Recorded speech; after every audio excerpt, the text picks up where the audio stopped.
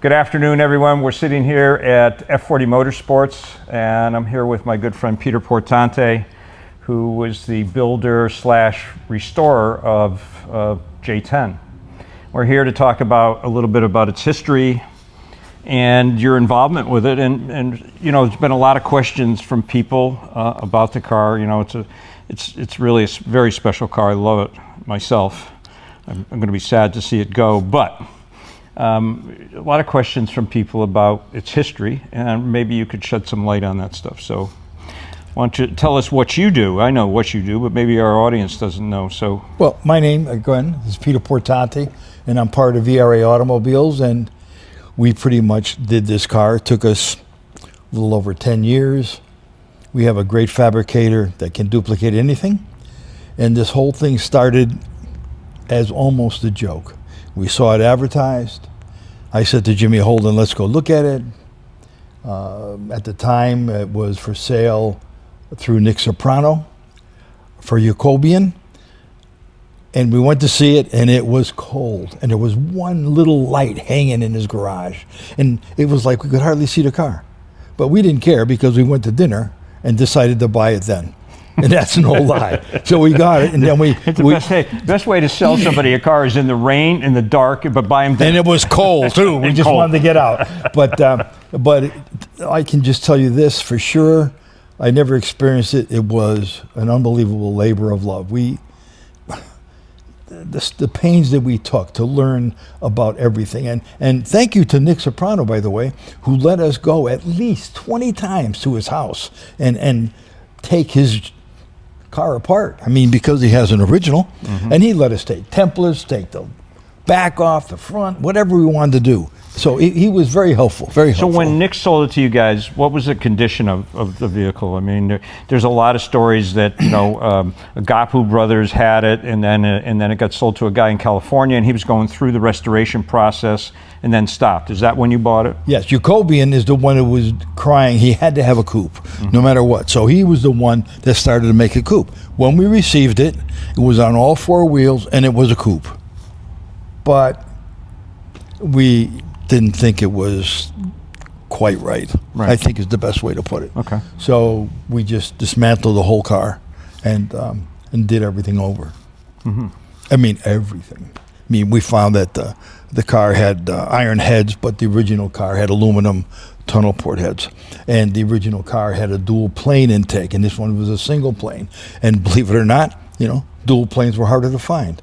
And you would think that the single plane would have been on the race car because it gave more power. But for some reason, Ford decided that the dual plane was what they had to have. So you were able to find those parts and put those parts on? Absolutely, yes. So everything is on the car is as it was when it absolutely, absolutely. Yeah. So you found all the parts that you needed for the engine. What about the rest of the stuff? Now there was concern from people about the tub. But Agapu Brothers sent the tubs for, what was it, 9 and 10? Supposedly, according to them and their letter, right? They sent 9 and 10 to England, right? And they used 9 so that they could repair 10. Gotcha. And that's what it was. And they came back, and they were all set, but then they eliminated the Can-Am, right. And so they were with the J9, which never turned to wheel and anger, and the pieces for J10. Right.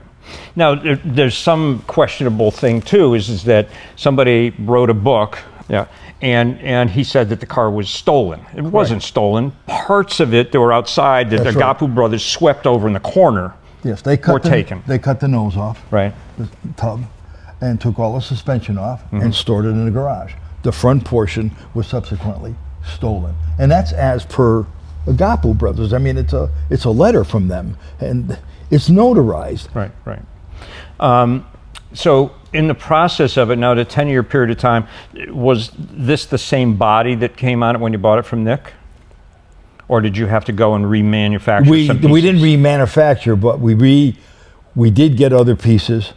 We got pieces, I don't know if they came directly, but we did get pieces for the bonnet. I believe they came from Teskey. Okay. That's what I believe. Now, I mean, this isn't actually, I mean, there's a lot of J cars out there, not a lot, but I mean, cars that have race history and stuff. But this has got a history unlike any of the others. It was a Can-Am car. It was different, yes. And if you named off all the drivers that drove this car, it's insane. It is insane. But you notice that the record was interesting at best. Right. It had 1 second in Japan, but it did have it. And that's interesting enough. But the big names, you are correct. Yeah, I mean, Huge Peter names. Revson, Yep. David Hobbs.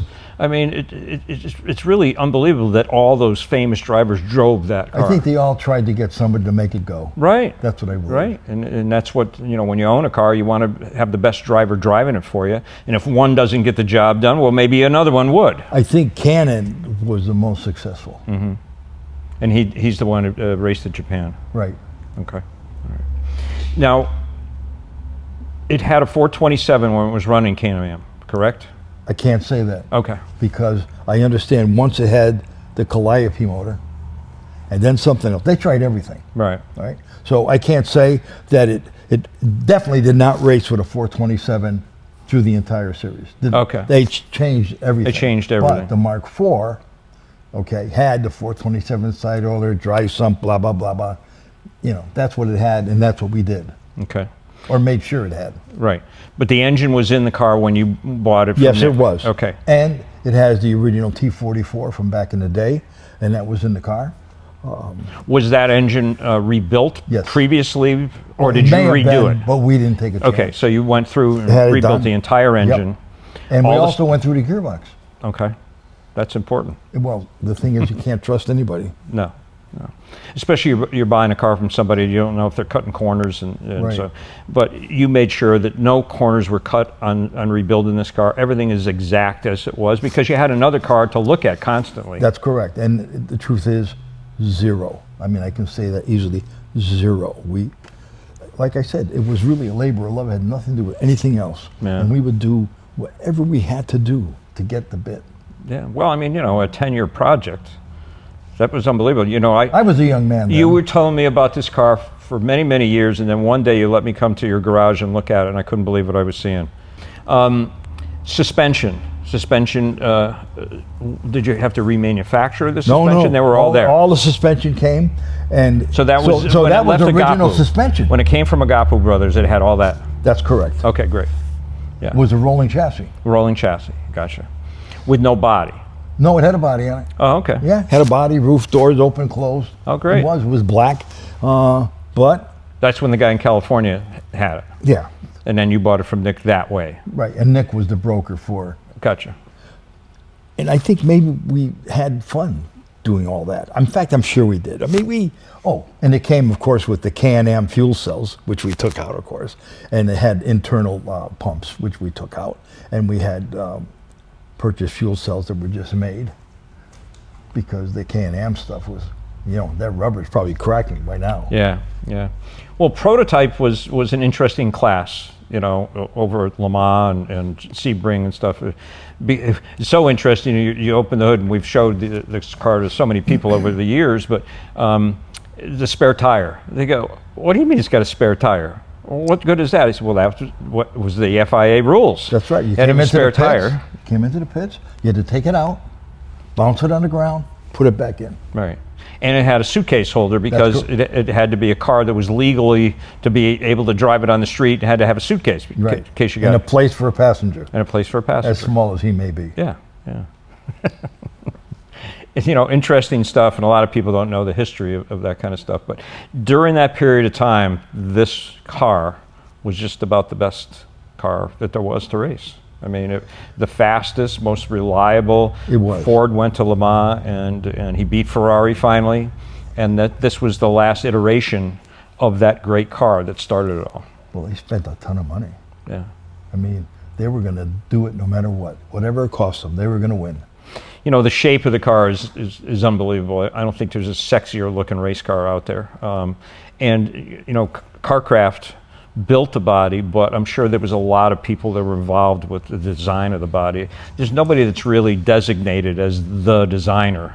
It was a little bit here and there, I think. Well, I think many people were involved. Many. Right. And then when you built it, you put just in case Dan Gurney wanted to go for a ride, you put the Gurney bubble on it. I like Actually, it. the real story there is we love the Volvo, Yeah, you know, and we said, oh, we're putting it on. that's great. Yeah, and it looks great. And they have a single bubble too, which was kind of not so nice. But this one is. Originally, when Dan got in the car, he couldn't fit, so they just cut a hole. I didn't know that. Yeah, they cut a hole. Yeah. There was so many things done, you know, over the years.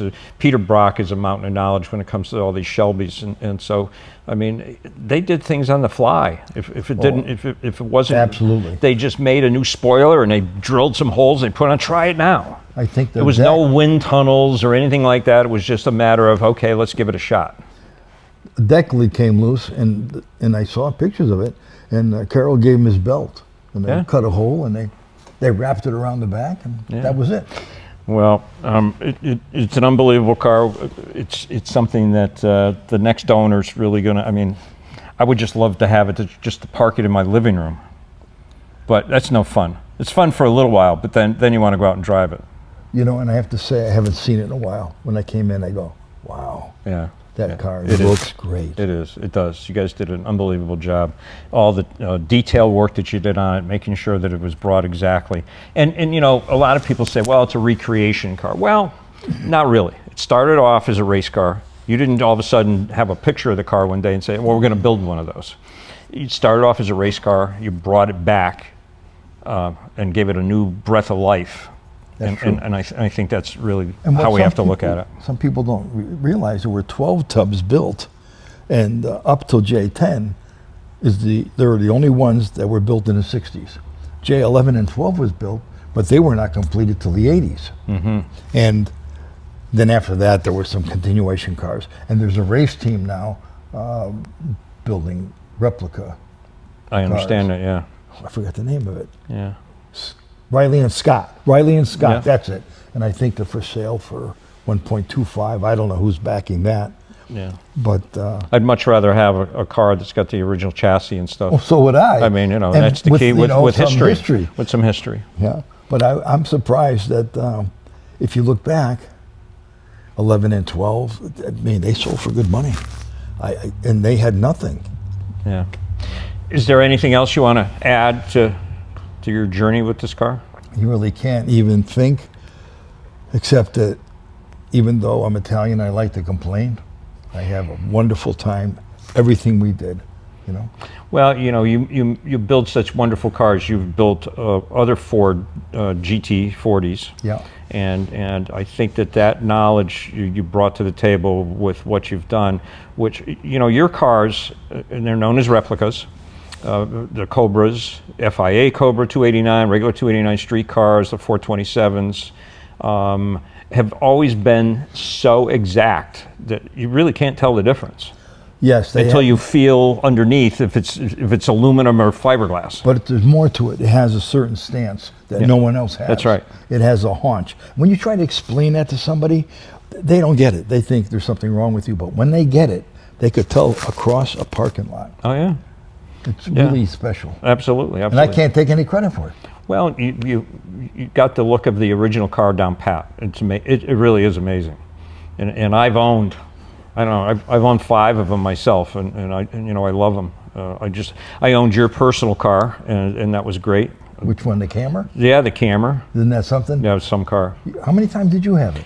I owned it 3 times, and I loved every part of it. I know, and I owned it twice. You owned it twice. And, I owned it 3 times. and every time I took it back, I go, it's forever. But you know what? So I got to tell everybody a story. So Peter calls me one day and he says, I'd like you to come over and look at this 427 that I got. It's my personal car and I'd like you to buy it. And I go, okay, well, I've owned a bunch of them. And yeah, okay, I don't really have room for a car right now. And so I said, you know, Peter, I don't think it's probably going to work for me. He said, well, just let me show you the engine while you're here. And I looked in, I saw that Camry engine. And I just shook your hand. I said, just write a number down that you need and I'll take it. Yeah, and that's true. And I was, you know, and I was happy to see it go down the road. And then after it went down the road, I thought, gee, you know, I could have it back. But, you know, Once they're gone down the road sometimes, you can only keep so much. I bought it back because every time I saw it, I don't want that car anymore. And then it came up for sale again. Oh, damn, I just have to buy it. But really good stuff that you've done with the Cobras and GT40s, and everybody that has one of your cars just raves about them. And so that reflects in what we see here. because what you've been doing all these years is building things to perfection, and now somebody's going to have a chance to have the ultimate of your perfection. Well, the thing is, again, to repeat myself, this thing was without a doubt the most amazing labor of love. Nothing mattered except getting it done. Yeah. I mean, I can't even put it into words. Well, How special the whole build was, right down to the material that's on the seat. yeah. Well, no, you can see it in every part of the car. Thank you very much. Thank you, sir. Yeah. Thanks everybody for watching, and pay attention to Bring a Trailer. We have 6 days to go, so let's see what happens. Hopefully it'll go to a new home and set a record price. Thanks for watching. Thank you very much.